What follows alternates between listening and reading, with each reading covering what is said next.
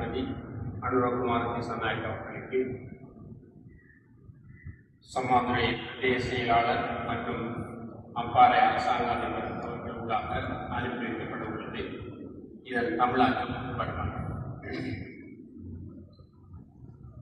பிரித்தானிய காலனித்துவ அரசின் 4/6/1804 அரச வர்த்தமான பத்திரிகை மூலம் பிரசுரிக்கப்பட்ட தேச துரோகிகள் என்ற பிரகடனத்தால் பாதிக்கப்பட்ட தேசிய வீரர்களுக்கு நிவாரணம் வழங்குமாறு கோரி சம்மாந்துறை, மல்கம்பட்டி, கொண்டவட்டுவான் பள்ளிவாசல்கள் மற்றும் கஷேத்திரங்கள் என்பவற்றின் நம்பிக்கையாளர் சபை வெளியிட்ட 2026 ஆண்டுக்கான சுதந்திர தின பிரகடனம்.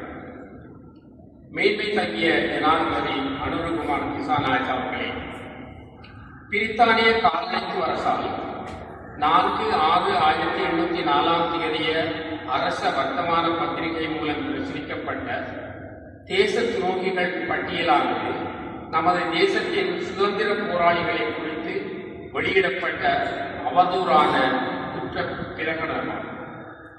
அத்தோடு குறித்த வர்த்தமானி அறிவித்தல் மூலம் அந்த சுதந்திர போராளிகளின் நிலையான சொத்துக்களும் அசையும் சொத்துக்களும் பறிமுதல் செய்யப்பட்டது. அந்த பிரகடனத்தில் பின்வரும் முஸ்லிம் மக்கள் அடங்கியுள்ளனர். 1. முகாந்திரம் அபூபக்கர் ஈசா சம்மாந்துறை, அனீஸ் லப்பை மருதமுனை, உசைன் லப்பை உதுமான் லப்பை காரியப்பர் ராய்முனை, மீரா உசைன் அபூபக்கர் காரியப்பர் ராய்முனை, பட்டாணியர் அதிகாரி காத்தான்குடி, குஞ்ஞாலிக்கோடி கரங்குடி தீவு அக்கரைப்பட்டு, சேத்து தீதி தோப்பூர், பீர் முகமது ஆலி தோப்பூர், சலம்பதி உடையாக உச்சவழி.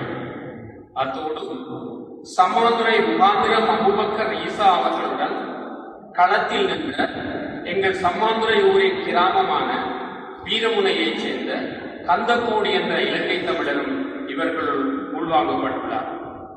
அதேபடி பிரித்தானிய அரசு தனது 10/1/1818 அரச வர்த்தமான பத்திரிகையில் மூவாமெல்லச எழுச்சி போராட்டத்தில் ஈடுபட்ட இலங்கை பிரஜைகளை பிரித்தானிய அரசின் தேச துரோகிகளாக பிரகடனப்படுத்தியிருந்தது.